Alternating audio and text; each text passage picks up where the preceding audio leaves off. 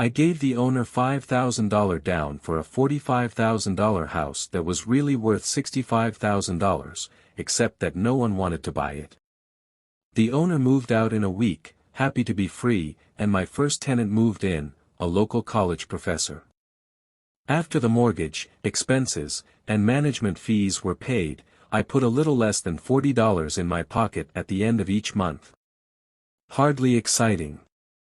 A year later, the depressed Oregon real estate market had begun to pick up. California investors, flush with money from their still booming real estate market, were moving north and buying up Oregon and Washington.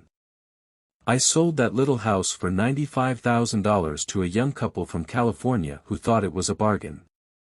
My capital gains of approximately $40,000 were placed into a 1031 tax-deferred exchange, and I went shopping for a place to put my money. In about a month, I found a 12-unit apartment house right next to the Intel plant in Beaverton, Oregon. The owners lived in Germany, had no idea what the place was worth, and again, just wanted to get out of it. I offered $275,000 for a $450,000 building. They agreed to $300,000. I bought it and held it for 2 years. Utilizing the same 1031 exchange process, we sold the building for $495,000 and bought a 30-unit apartment building in Phoenix, Arizona. We had moved to Phoenix by then to get out of the rain, and needed to sell anyway. Like the former Oregon market, the real estate market in Phoenix was depressed. The price of the 30-unit apartment building in Phoenix was $875,000, with $225,000 down. The cash flow from the 30 units was a little over $5,000 a month. The Arizona market began moving up and, a few years later, a Colorado investor offered us $1.2 million for the property. The point of this example is how a small amount can grow into a large amount. Again, it is a matter of understanding financial statements, investment strategies, a sense of the market, and the laws. If people are not versed in these subjects, then obviously they must follow standard dogma, which is to play it safe, diversify, and only invest in secure investments. The problem with secure investments is that they are often sanitized, that is, made so safe that the gains are less.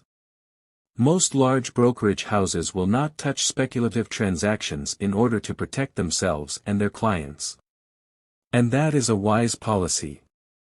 The really hot deals are not offered to people who are novices. Often, the best deals that make the rich even richer are reserved for those who understand the game. It is technically illegal to offer speculative deals to someone who is considered not sophisticated, but of course it happens. The more sophisticated I get, the more opportunities come my way.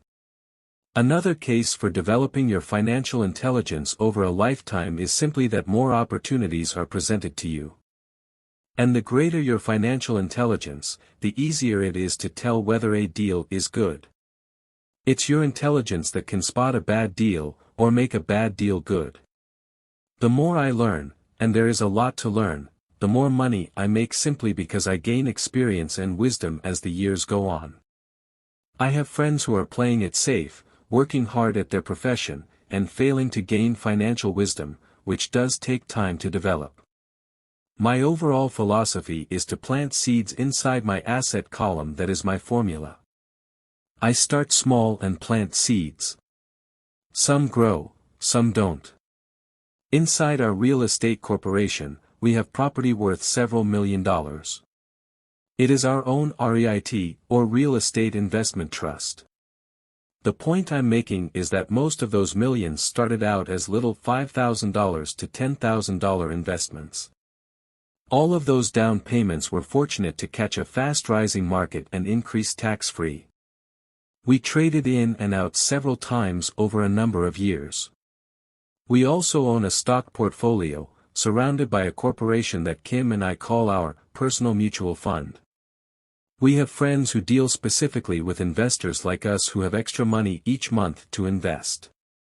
We buy high-risk, speculative private companies that are just about to go public on a stock exchange in the United States or Canada. An example of how fast gains can be made are 100,000 shares purchased for 25 cents each before the company goes public. 6 months later, the company is listed, and the 100,000 shares now are worth $2 each. If the company is well managed, the price keeps going up, and the stock may go to $20 or more per share. There are years when our $25,000 has gone to $1 million in less than a year. It is not gambling if you know what you're doing. It is gambling if you're just throwing money into a deal and praying. The idea in anything is to use your technical knowledge, wisdom, and love of the game to cut the odds down, to lower the risk. Of course, there is always risk. It is financial intelligence that improves the odds. Thus, what is risky for one person is less risky to someone else. That is the primary reason I constantly encourage people to invest more in their financial education than in stocks, real estate, or other markets. The smarter you are, the better chance you have of beating the odds. The stock plays I personally invested in were extremely high risk for most people and absolutely not recommended. I have been playing that game since 1979 and have paid more than my share in dues. But if you will reread why investments such as these are high risk for most people, you may be able to set your life up differently, so that the ability to take $25,000 and turn it into $1 million in a year is low risk for you. As stated earlier, nothing I have written is a recommendation. It is only used as an example of what is simple and possible. What I do is small potatoes in the grand scheme of things. Yet for the average individual, a passive income of more than $100,000 a year is nice and not hard to achieve. Depending on the market and how smart you are, it could be done in 5 to 10 years. If you keep your living expenses modest, $100,000 coming in as additional income is pleasant, regardless of whether you work. You can work if you like or take time off if you choose and use the government tax system in your favor, rather than against you. My personal basis is real estate. I love real estate because it's stable and slow-moving. I keep the base solid. The cash flow is fairly steady and, if properly managed, has a good chance of increasing in value. The beauty of a solid base of real estate is that it allows me to take greater risks, as I do with speculative stocks.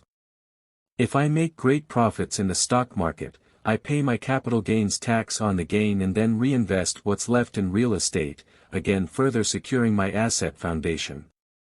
A last word on real estate: I have traveled all over the world and taught investing. In every city, I hear people say you cannot buy real estate cheap. That is not my experience. Even in New York or Tokyo, or just on the outskirts of the city, prime bargains are overlooked by most people. In Singapore, with their high real estate prices, there are still bargains to be found within a short driving distance. So whenever I hear someone say, "You can't do that here," pointing at me, I remind them that maybe the real statement is, "I don't know how to do that here, yet." Great opportunities are not seen with your eyes. They are seen with your mind. Most people never get wealthy simply because they are not trained financially to recognize opportunities right in front of them. I am often asked, how do I start? In the final chapter of this book, I offer 10 steps that I followed on the road to my financial freedom. But always remember to have fun. When you learn the rules and the vocabulary of investing and begin to build your asset column, I think you'll find that it's as fun a game as you've ever played. Sometimes you win and sometimes you learn. But have fun.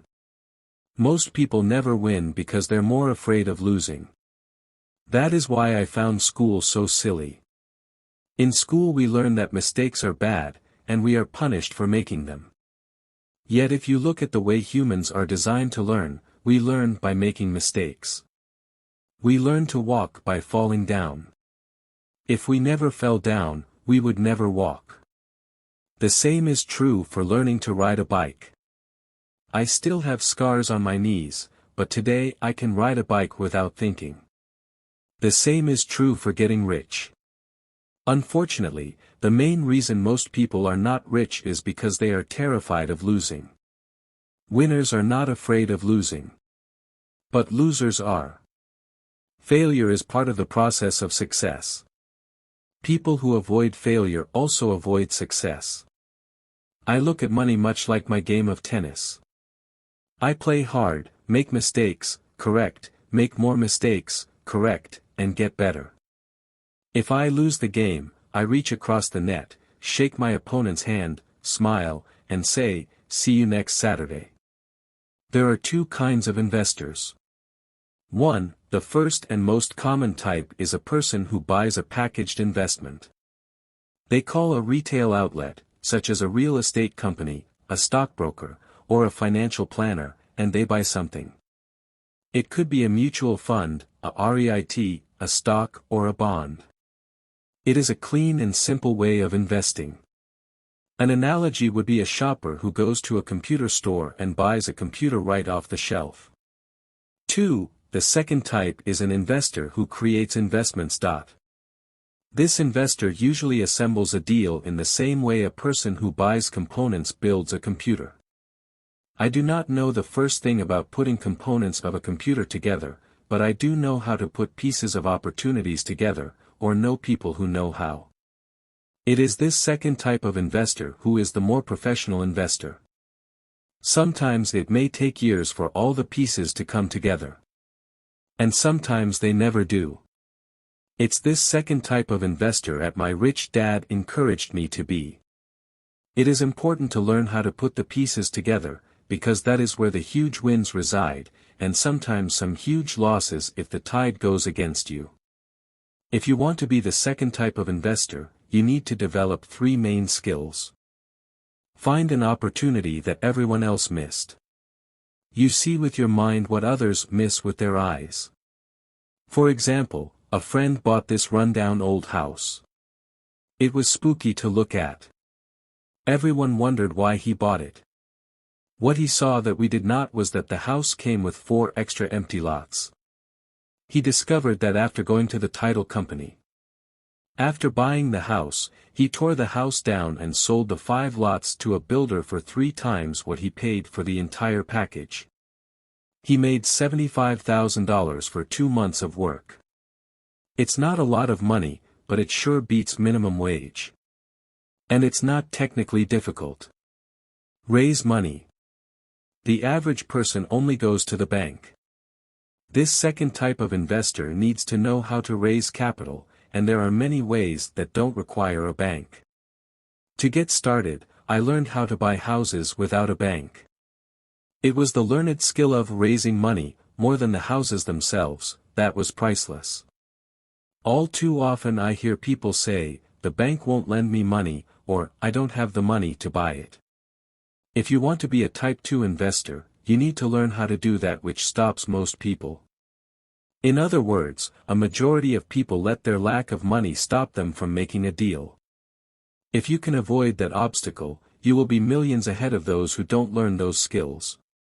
There have been many times I have bought a house, a stock, or an apartment building without a penny in the bank. I once bought an apartment house for $1.2 million.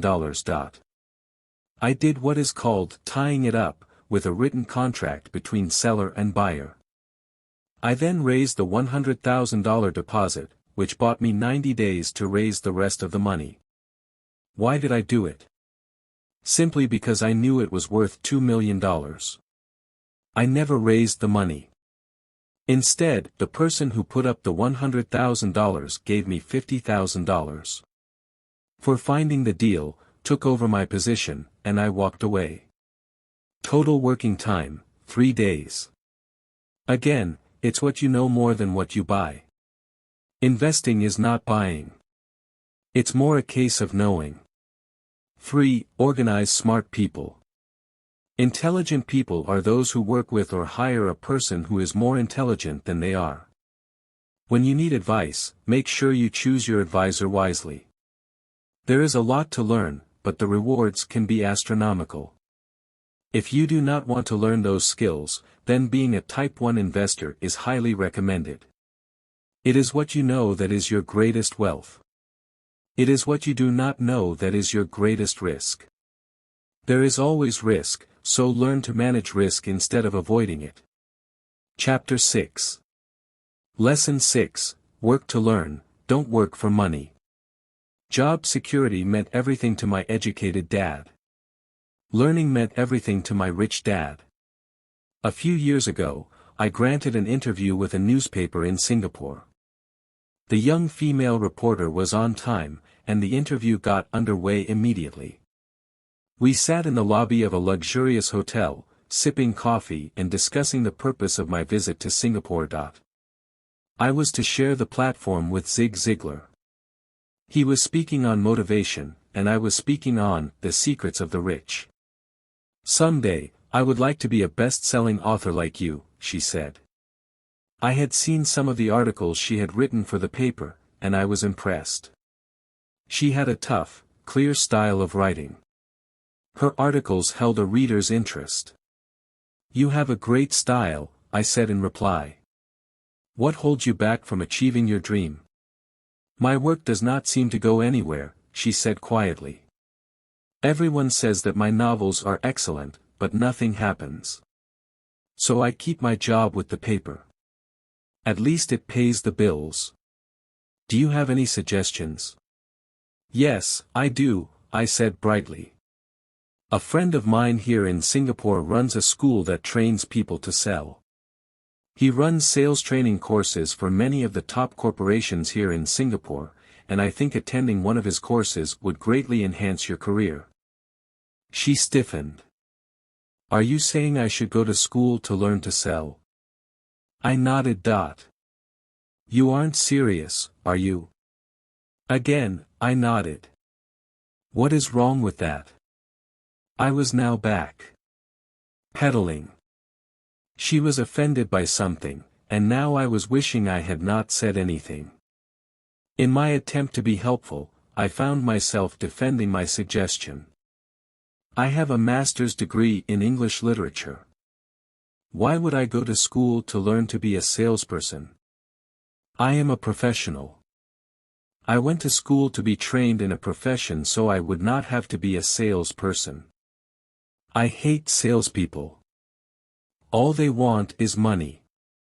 So tell me why I should study sales. She was packing her briefcase. The interview was over.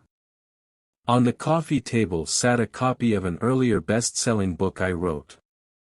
I picked it up as well as the notes she had jotted down on her legal pad. Do you see this? I said, pointing to her notes. She looked down at her notes. What? She said, confused. Again, I pointed deliberately to her notes. On her pad she had written, Robert Kiyosaki, best-selling author.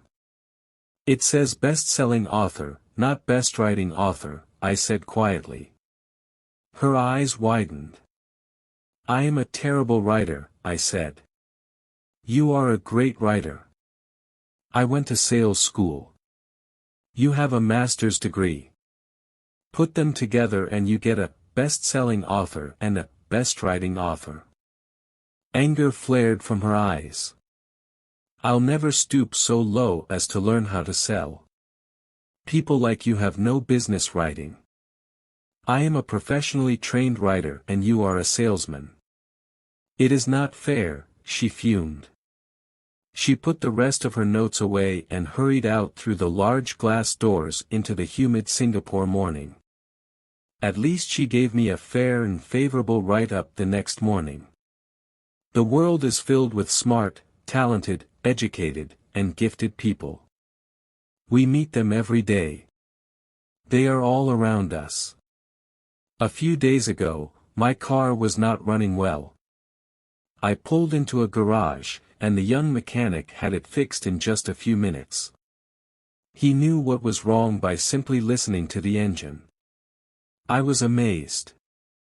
I am constantly shocked at how little talented people earn. I have met brilliant, highly educated people who earn less than $20,000 a year. A business consultant who specializes in the medical trade was telling me how many doctors, dentists, and chiropractors struggle financially.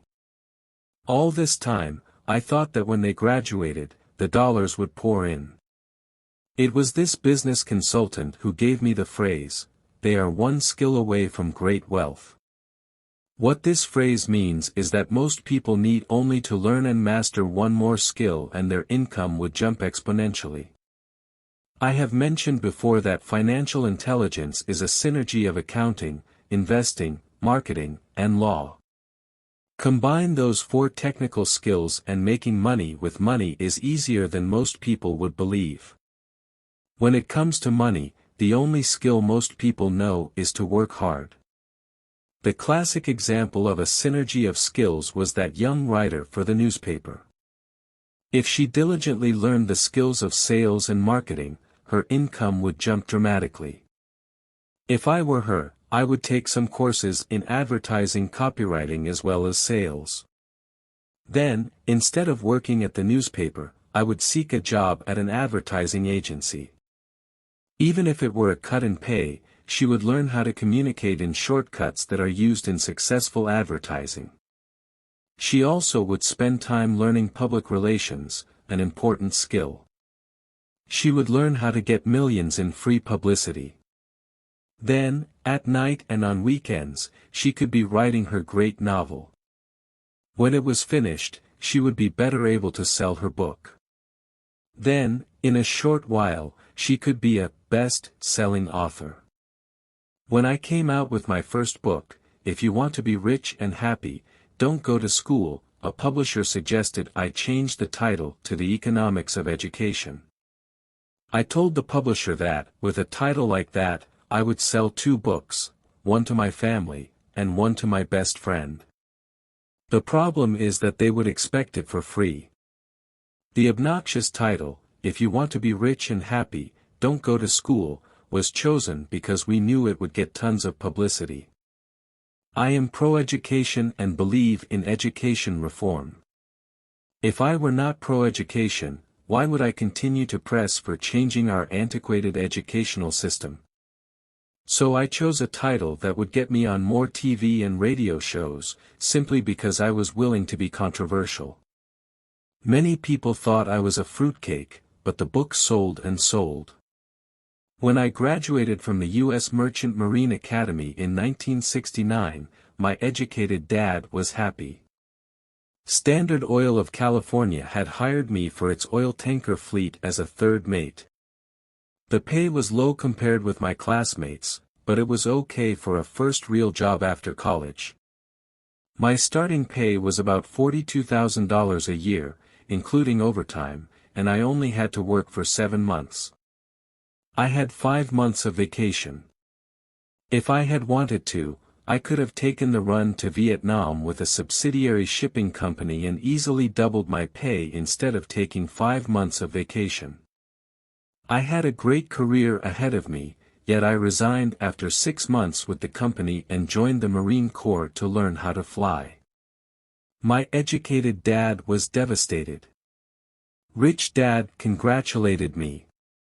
In school and in the workplace, the popular opinion is the idea of specialization, that is, in order to make more money or get promoted, you need to specialize. That is why medical doctors immediately begin to seek a specialty such as orthopedics or pediatrics. The same is true for accountants, architects, lawyers, pilots, and others.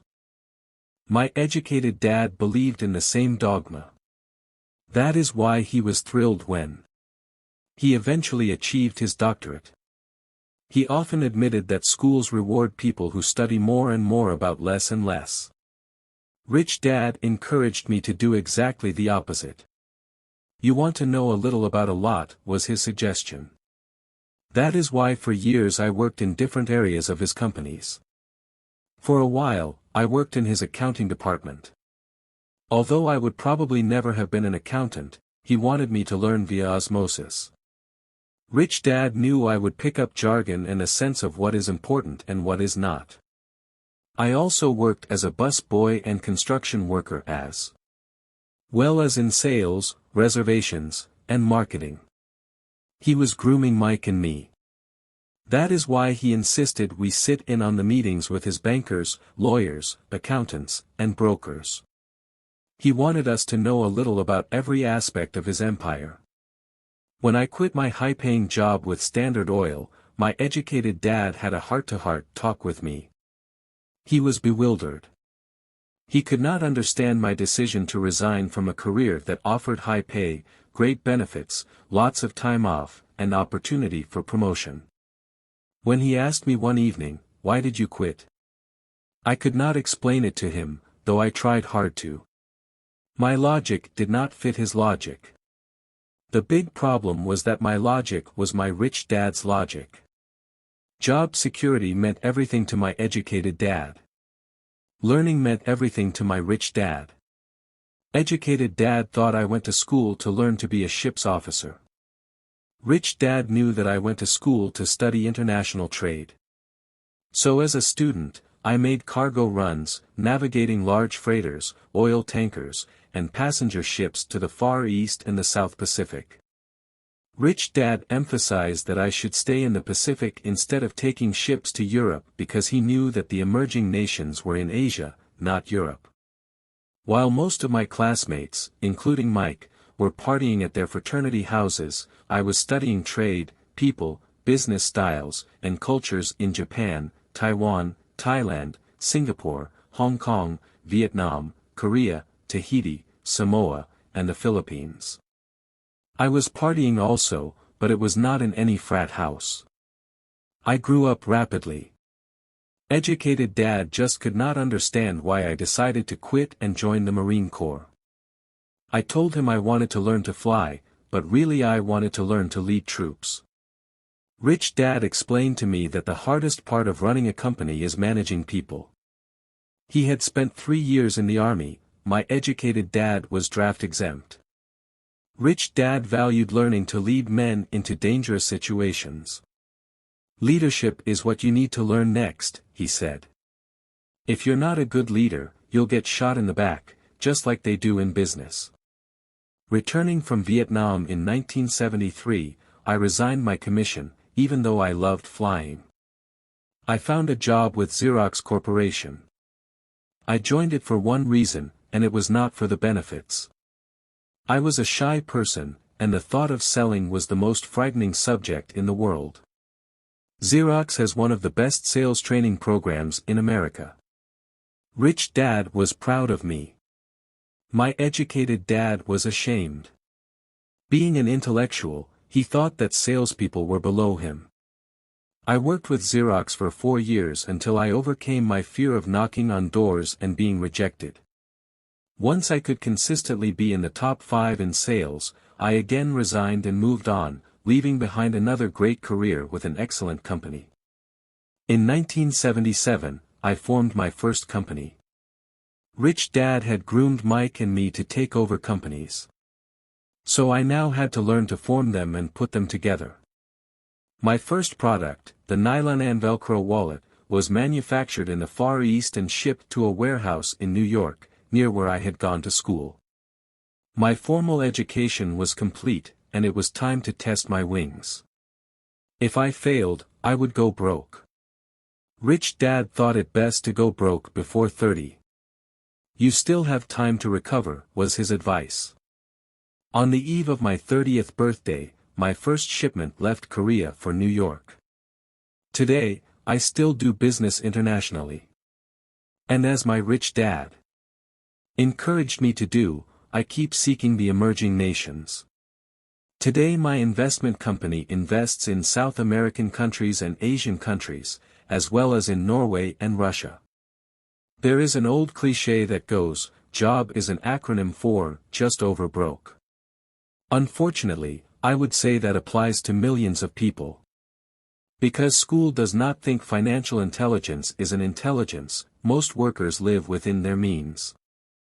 They work and they pay the bills. There is another horrible management theory that goes, workers work hard enough to not be fired, and owners pay just enough so that workers won't quit. And if you look at the pay scales of most companies, again I would say there is a degree of truth to that statement. The net result is that most workers never get ahead. They do what they've been taught to do, get a secure job. Most workers focus on working for pay and benefits that reward them in the short term, but are often disastrous in the long run. Instead, I recommend to young people to seek work for what they will learn, more than what they will earn. Look down the road at what skills they want to acquire before choosing a specific profession and before getting trapped in the rat race.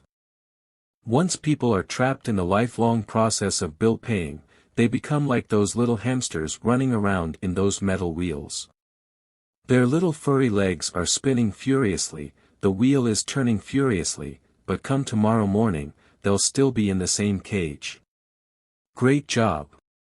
In the movie Jerry Maguire starring Tom Cruise, there are many great one-liners.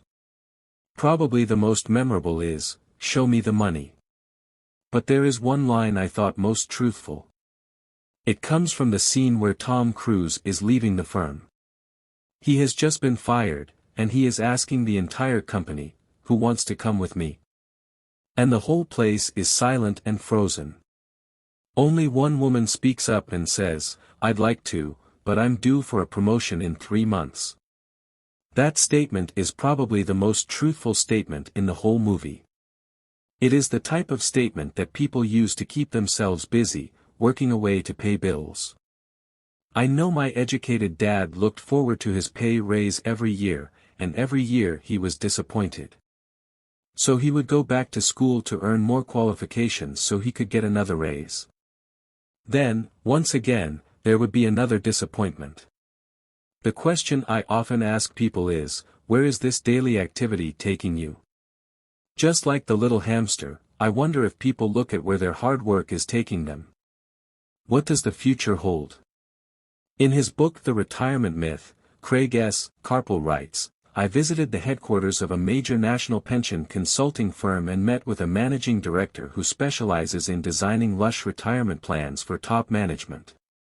When I asked her what people who don't have corner offices will be able to expect in the way of pension income, she said with a confident smile, 'The silver bullet.'" "What," I asked, "is the silver bullet?" She shrugged and said, "If baby boomers discover they don't have enough money to live on when they're older, they can always blow their brains out." Carpel goes on to explain the difference between the old defined benefit retirement plans and the new 401k plans that are riskier. It is not a pretty picture for most people working today. And that is just for retirement. Add medical fees and long-term nursing home care and the picture is frightening. Already, many hospitals in countries with socialized medicine need to make tough decisions such as, who will live, and who will die. They make those decisions purely on how much money they have and how old the patients are. If the patient is old, they often will give the medical care to someone younger. The older poor patient gets put to the back of the line. Just as the rich can afford better education, the rich will be able to keep themselves alive, while those who have little wealth will die. So I wonder, are workers looking into the future or just until their next paycheck, never questioning where they are headed? When I speak to adults who want to earn more money, I always recommend the same thing. I suggest taking a long view of their life. Instead of simply working for the money and security, which I admit are important, I suggest they take a second job that will teach them a second skill. Often I recommend joining a network marketing company, also called multilevel marketing, if they want to learn sales skills. Some of these companies have excellent training programs that help people get over their fear of failure and rejection, which are the main reasons people are unsuccessful. Education is more valuable than money, in the long run. When I offer this suggestion, I often hear in response, "Oh, that is too much hassle," or "I only want to do what I am interested in." If they say, "It's too much of a hassle," I ask, "So you would rather work all your life giving 50% of what you earn to the government?" If they tell me, "I only do what I am interested in," I say, "I'm not interested in going to the gym, but I go because I want to feel better and live longer." Unfortunately, there is some truth to the old statement, you can't teach an old dog new tricks. Unless a person is used to changing, it's hard to change. But for those of you who might be on the fence when it comes to the idea of working to learn something new, I offer this word of encouragement: life is much like going to the gym. The most painful part is deciding to go.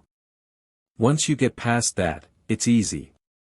There have been many days I have dreaded going to the gym, but once I am there and in motion, it is a pleasure.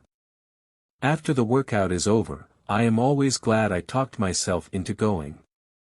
If you are unwilling to work to learn something new and instead insist on becoming highly specialized within your field, make sure the company you work for is unionized. Labor unions are designed to protect specialists. My educated dad, after falling from grace with the governor, became the head of the teachers' union in Hawaii. He told me that it was the hardest job he ever held. My rich dad, on the other hand, spent his life doing his best to keep his companies from becoming unionized. He was successful. Although the unions came close, Rich Dad was always able to fight them off. Personally, I take no sides because I can see the need for and the benefits of both sides. If you do as school recommends, become highly specialized. Then seek union protection. For example, had I continued with my flying career, would have sought a company that had a strong pilots' union. Why? Because my life would be dedicated to learning a skill that was valuable in only one industry. If I were pushed out of that industry, my life skills would not be as valuable to another industry. A displaced senior pilot, with 100,000 hours of heavy airline transport time, earning $150,000 a year, would have a hard time finding an equivalent high-paying job teaching in school. Skills do not necessarily transfer from industry to industry. Skills the pilots are paid for in the airline industry are not as important in, say, the school system. The same is true even for doctors today. With all the changes in medicine, many medical specialists are needing to conform to medical organizations such as HMOs. School teachers definitely need to be union members.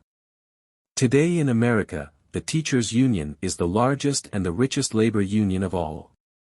The NEA, the National Education Association, has tremendous political clout. Teachers need the protection of their union because their skills are also of limited value to an industry outside of education.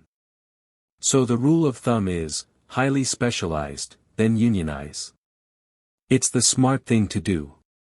When I ask the classes I teach, how many of you can cook a better hamburger than McDonald's, almost all the students raise their hands. I then ask, so if most of you can cook a better hamburger, how come McDonald's makes more money than you? The answer is obvious: McDonald's is excellent at business systems. The reason so many talented people are poor is because they focus on building a better hamburger and know little to nothing about business systems. A friend of mine in Hawaii is a great artist. He makes a sizable amount of money. One day his mother's attorney called to tell him that she had left him $35,000. That is what was left of her estate after the attorney and the government took their shares.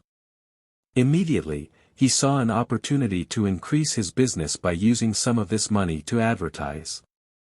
2 months later, his first four-color, full-page ad appeared in an expensive magazine that targeted the very rich. The ad ran for 3 months. He received no replies from the ad, and all of his inheritance is now gone. He now wants to sue the magazine for misrepresentation. This is a common case of someone who can build a beautiful hamburger, but knows little about business. When I asked him what he learned, his only reply was, advertising salespeople are crooks. I then asked him if he would be willing to take a course in sales and a course in direct marketing. His reply, I don't have the time, and I don't want to waste my money. The world is filled with talented poor people. All too often, they're poor or struggle financially or earn less than they are capable of, not because of what they know, but because of what they do not know. They focus on perfecting their skills at building a better hamburger rather than the skills of selling and delivering the hamburger. Maybe McDonald's does not make the best hamburger, but they are the best at selling and delivering a basic average burger. Poor Dad wanted me to specialize. That was his view on how to be paid more. Even after being told by the governor of Hawaii that he could no longer work in state government, my educated dad continued to encourage me to get specialized. Educated Dad then took up the cause of the teachers' union, campaigning for further protection and benefits for these highly skilled and educated professionals. We argued often, but I know he never agreed that overspecialization is what caused the need for union protection. He never understood that the more specialized you become, the more you are trapped and dependent on that specialty. Rich Dad advised that Mike and I groom ourselves. Many corporations do the same thing. They find a young bright student just out of business school and begin grooming that person to someday take over the company. So these bright young employees do not specialize in one department. They are moved from department to department to learn all the aspects of business systems. The rich often groom their children or the children of others. By doing so, their children gain an overall knowledge of the operations of the business and how the various departments interrelate. For the World War II generation, it was considered bad to skip from company to company. Today, it is considered smart. Since people will skip from company to company rather than seek greater specialization in skills, why not seek to learn more than to earn? In the short term, it may earn you less, but it will pay dividends in the long term.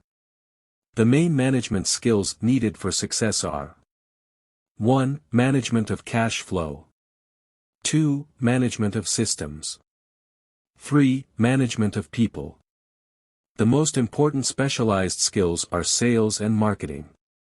The ability to sell, to communicate to another human being, be it a customer, employee, boss, spouse, or child, is the base skill of personal success. Communication skills such as writing, speaking, and negotiating are crucial to a life of success.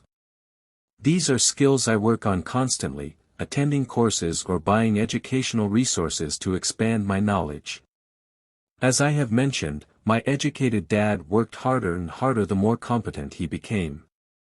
He also became more trapped the more specialized he got.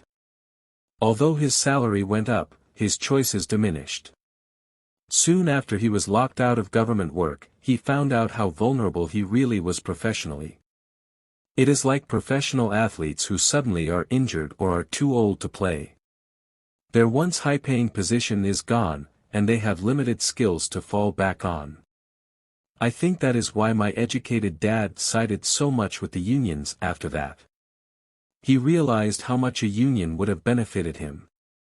Rich Dad encouraged Mike and me to know a little about a lot. He encouraged us to work with people smarter than we were and to bring smart people together to work as a team. Today it would be called a synergy of professional specialties. Today, I meet ex-school teachers earning hundreds of thousands of dollars a year. They earn that much because they have specialized skills in their field as well as other skills. They can teach, as well as sell and market. I know of no other skills to be more important than selling and marketing. The skills of selling and marketing are difficult for most people, primarily due to their fear of rejection. The better you are at communicating, negotiating, and handling your fear of rejection, the easier life is. Just as I advise that newspaper writer who wanted to become a best-selling author, I advise anyone else today. Being technically specialized has its strengths as well as its weaknesses. I have friends who are geniuses, but they cannot communicate effectively with other human beings and, as a result, their earnings are pitiful. I advise them to just spend a year learning to sell.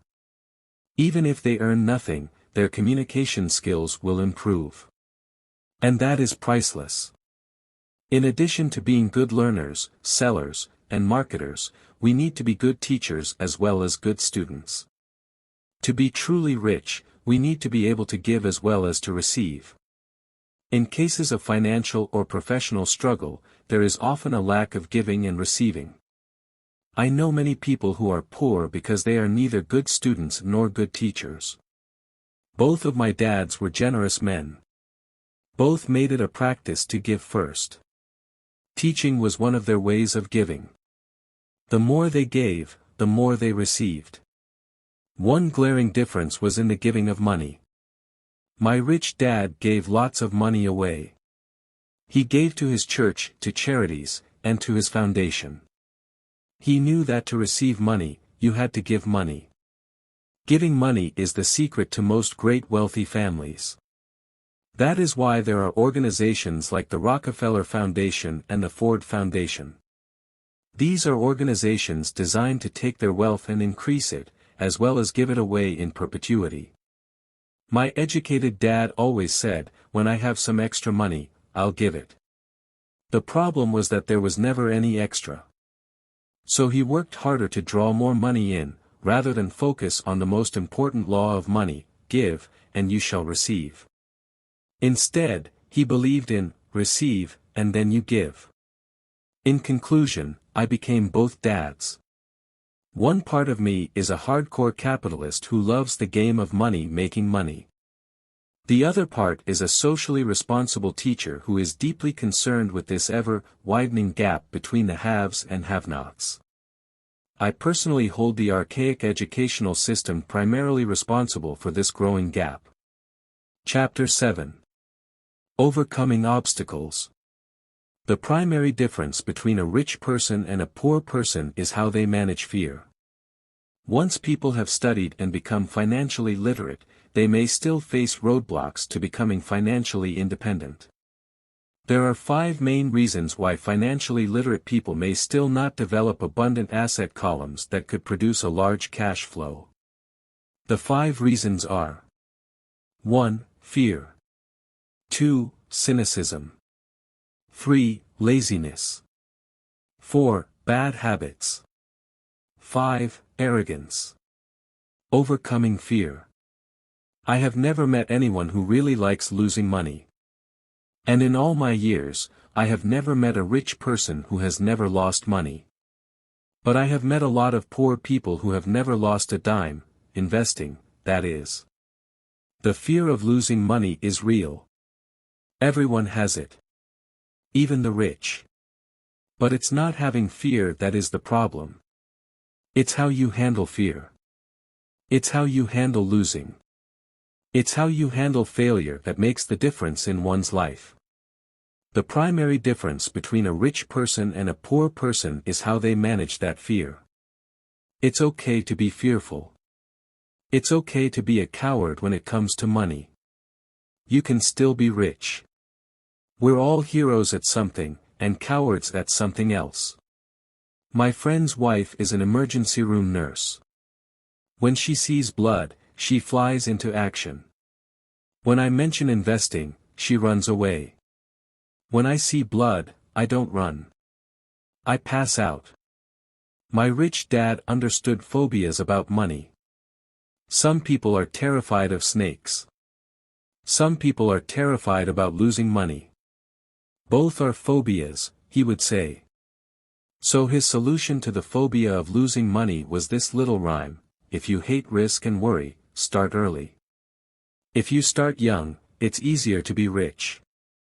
I won't go into it here, but there is a staggering difference between a person who starts investing at age 20 versus age 30. The purchase of Manhattan Island is said to be one of the greatest bargains of all time. New York was purchased for $24 in trinkets and beads. Yet if that $24 had been invested at 8% annually, that $24 would have been worth more than $28 trillion by 1995. Manhattan could be repurchased with money left over to buy much of Los Angeles. But what if you don't have much time left or would like to retire early? How do you handle the fear of losing money? My poor dad did nothing. He simply avoided the issue, refusing to discuss the subject. My rich dad, on the other hand, recommended that I think like a Texan. I like Texas and Texans, he used to say. In Texas, everything is bigger. When Texans win, they win big. And when they lose, it's spectacular. They like losing? I asked. That's not what I'm saying. Nobody likes losing. Show me a happy loser, and I'll show you a loser, said Rich Dad. It's a Texan's attitude toward risk, reward, and failure I'm talking about. It's how they handle life. They live it big. Not like most of the people around here, living like roaches when it comes to money, terrified that someone will shine a light on them, and whimpering when the grocery clerk shortchanges them a quarter. Rich Dad went on. What I like best is the Texas attitude. They're proud when they win, and they brag when they lose. Texans have a saying, if you're going to go broke, go big. You don't want to admit you went broke over a duplex. He constantly told Mike and me that the greatest reason for lack of financial success was because most people played it too safe. People are so afraid of losing that they lose, were his words. Fran Tarkenton, a one-time great NFL quarterback, says it's still another way, winning means being unafraid to lose. In my own life, I've noticed that winning usually follows losing. Before I finally learned to ride a bike, I first fell down many times. I've never met a golfer who has never lost a golf ball. I've never met people who have fallen in love who have never had their heart broken. And I've never met someone rich who has never lost money. So for most people, the reason they don't win financially is because the pain of losing money is far greater than the joy of being rich. Another saying in Texas is, everyone wants to go to heaven, but no one wants to die. Most people dream of being rich, but are terrified of losing money. So they never get to heaven. Rich Dad used to tell Mike and me stories about his trips to Texas. If you really want to learn the attitude of how to handle risk, losing, and failure, go to San Antonio and visit the Alamo. The Alamo is a great story of brave people who chose to fight, knowing there was no hope of success. They chose to die instead of surrendering. It's an inspiring story worthy of study. Nonetheless, it's still a tragic military defeat. They got their butts kicked. So how do Texans handle failure?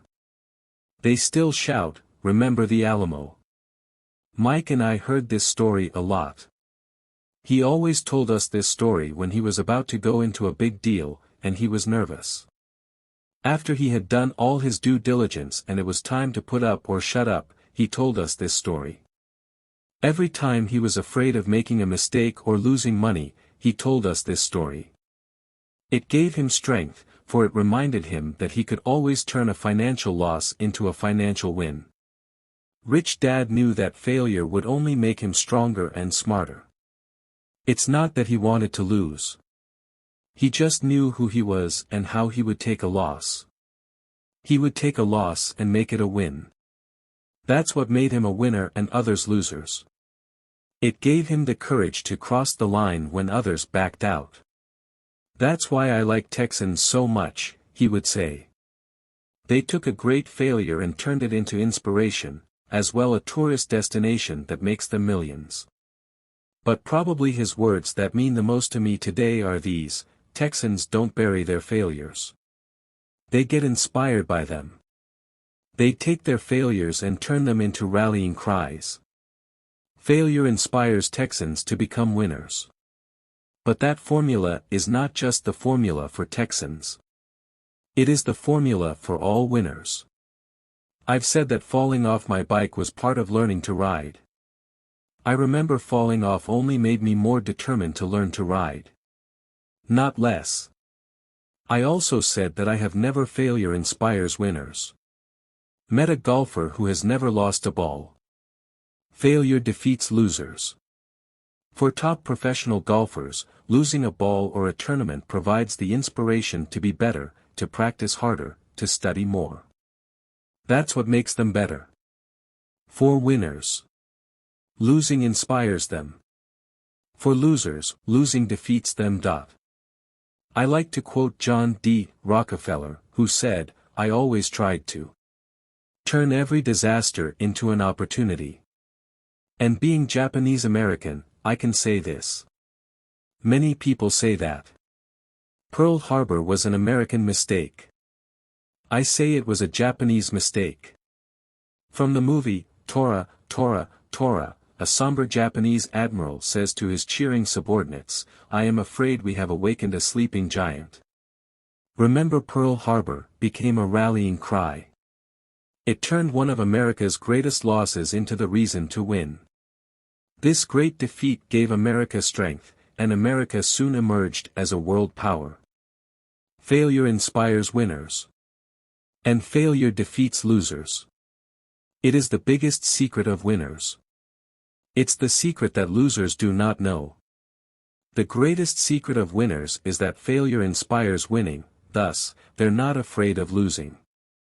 Repeating Fran Tarkenton's quote, winning means being unafraid to lose. People like Fran Tarkenton are not afraid of losing, because they know who they are. They hate losing, so they know that losing will only inspire them to become better. There is a big difference between hating losing and being afraid to lose. Most people are so afraid of losing money that they lose. They go broke over a duplex. Financially, they play life too safe and too small. They buy big houses and big cars, but not big investments. The main reason that over 90% of the American public struggles financially is because they play not to lose. They don't play to win. They go to their financial planners or accountants or stockbrokers and buy a balanced portfolio.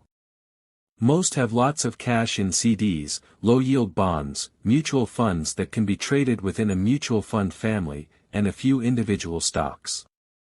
It is a safe and sensible portfolio. But it is not a winning portfolio. It is a portfolio of someone playing not to lose. Don't get me wrong. It's probably a better portfolio than more than 70% of the population has, and that's frightening. It's a great portfolio for someone who loves safety. But playing it safe and balanced on your investment portfolio is not the way successful investors play the game. If you have little money and you want to be rich, you must first be focused, not balanced. If you look at any successful person, at the start they were not balanced. Balanced people go nowhere. They stay in one spot. To make progress, you must first go unbalanced. Just look at how you make progress walking. Thomas Edison was not balanced. He was focused. Bill Gates was not balanced. He was focused. Donald Trump is focused. George Soros is focused. George Patton did not take his tanks wide. He focused them and blew through the weak spots in the German line. The French went wide with the Maginot Line, and you know what happened to them. If you have any desire to be rich, you must focus. Do not do what poor and middle-class people do, put their few eggs in many baskets. Put a lot of your eggs in a few baskets and focus, follow one course until successful. If you hate losing, play it safe. If losing makes you weak, play it safe. Go with balanced investments. If you're over 25 years old and are terrified of taking risks, don't change. Play it safe, but start early. Start accumulating your nest egg early because it will take time. But if you have dreams of freedom, of getting out of the rat race, the first question to ask yourself is, how do I respond to failure? If failure inspires you to win, maybe you should go for it, but only maybe. If failure makes you weak or causes you to throw temper tantrums, like spoiled brats who call attorneys to file lawsuits every time something doesn't go their way, then play it safe. Keep your daytime job. Or buy bonds or mutual funds. But remember, there is risk in those financial instruments also, even though they may appear safe. I say all this, mentioning Texas and Fran Tarkenton, because stacking the asset column is easy. It's really a low-aptitude game. It doesn't take much education. 5th grade math will do. But building your asset column is a game in which attitude plays a major role. It takes guts, patience, and a great attitude toward failure. Losers avoid failing. And failure turns losers into winners. Just remember the Alamo. Overcoming cynicism. The sky is falling. The sky is falling. Most of us know the story of Chicken Little who ran around warning the barnyard of impending doom. We all know people who are that way. There's a Chicken Little inside each of us. As I stated earlier, the cynic is really a little chicken. We all get a little chicken when fear and doubt cloud our thoughts. All of us have doubts. I'm not smart. I'm not good enough. So-and-so is better than me. Our doubts often paralyze us. We play the what if game. What if the economy crashes right after I invest? What if I lose control and I can't pay the money back? What if things don't go as I planned? Or we have friends or loved ones who will remind us of our shortcomings. They often say, "What makes you think you can do that? If it's such a good idea, how come someone else hasn't done it? That will never work. You don't know what you're talking about." These words of doubt often get so loud that we fail to act. A horrible feeling builds in our stomach. Sometimes we can't sleep. We fail to move forward. So we stay with what is safe, and opportunities pass us by. We watch life passing by as we sit immobilized with a cold knot in our body. We have all felt this at one time in our lives, some more than others. Peter Lynch of Fidelity Magellan Mutual Fund fame refers to warnings about the sky falling as noise, and we all hear it. Noise is either created inside our heads or comes from outside, often from friends, family, co-workers, and the media. Lynch recalls the time during the 1950s when the threat of nuclear war was so prevalent in the news that people began building fallout shelters and storing food and water. If they had invested that money wisely in the market, instead of building a fallout shelter, they'd probably be financially independent today. When violence breaks out in a city, gun sales go up all over the country. A person dies from rare hamburger meat in the state of Washington, and the Arizona Health Department orders restaurants to have all beef cooked well done. A drug company runs a TV commercial in February showing people catching the flu. Colds go up as well as sales of cold medicine. Most people are poor because, when it comes to investing, the world is filled with Chicken Littles running around yelling, "The sky is falling. The sky is falling." And Chicken Littles are effective, because every one of us is a little chicken. It often takes great courage to not let rumors and talk of doom and gloom affect your doubts and fears. But a savvy investor knows that the seemingly worst of times is actually the best of times to make money. When everyone else is too afraid to act, they pull the trigger and are rewarded. Some time ago, a friend named Richard came from Boston to visit Kim and me in Phoenix. He was impressed with what we had done through stocks and real estate. The Phoenix real estate prices were depressed. We spent 2 days showing him what we thought were excellent opportunities for cash flow and capital appreciation. Kim and I are not real estate agents. We are strictly investors. After identifying a unit in a resort community, we called an agent who sold it to him that afternoon. The price was a mere $42,000 for a 2-bedroom townhome. Similar units were going for $65,000. He had found a bargain. Excited, he bought it and returned to Boston. 2 weeks later, the agent called to say that our friend had backed out. I called immediately to find out why. All he said was that he talked to his neighbor, and his neighbor told him it was a bad deal. He was paying too much. I asked Richard if his neighbor was an investor. Richard said he was not. When I asked why he listened to him, Richard got defensive and simply said he wanted to keep looking. The real estate market in Phoenix turned, and a few years later, that little unit was renting for $1,000 a month, $2,500 in the peak winter months. The unit was worth $95,000. All Richard had to put down was $5,000 and he would have had a start at getting out of the rat race. Today, he still has done nothing. Richard's backing out did not surprise me. It's called buyer's remorse, and it affects all of us. The little chicken won, and a chance at freedom was lost. In another example, I hold a small portion of my assets in tax lien certificates instead of CDs. I earn 16% per year on my money, which certainly beats the interest rates banks offer on CDs.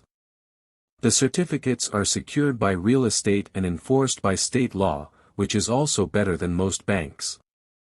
The formula they're bought on makes them safe. They just lack liquidity. So I look at them as 2 to 7 year CDs. Almost every time I tell someone that I hold my money this way, especially if they have money in CDs, they will tell me it's risky. They tell me why I should not do it. When I ask them where they get their information, they say from a friend or an investment magazine. They've never done it, and they're telling someone who's doing it why they shouldn't.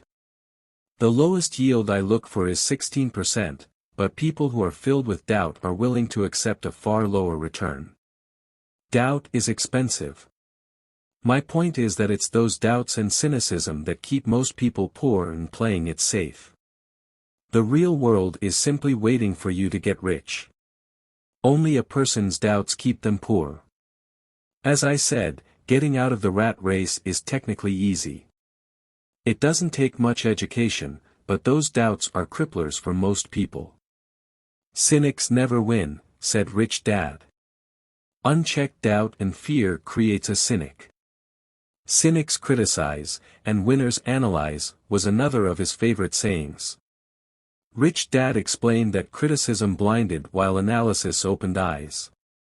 Analysis allowed winners to see that critics were blind, and to see opportunities that everyone else missed. And finding what people miss is key to any success. Real estate is a powerful investment tool for anyone seeking financial independence or freedom. It is a unique investment tool. Yet every time I mention real estate as a vehicle, I often hear, "I don't want to fix toilets." That's what Peter Lynch calls noise. That's what my rich dad would say is the cynic talking, someone who criticizes and does not analyze, someone who lets their doubts and fears close their mind instead of open their eyes.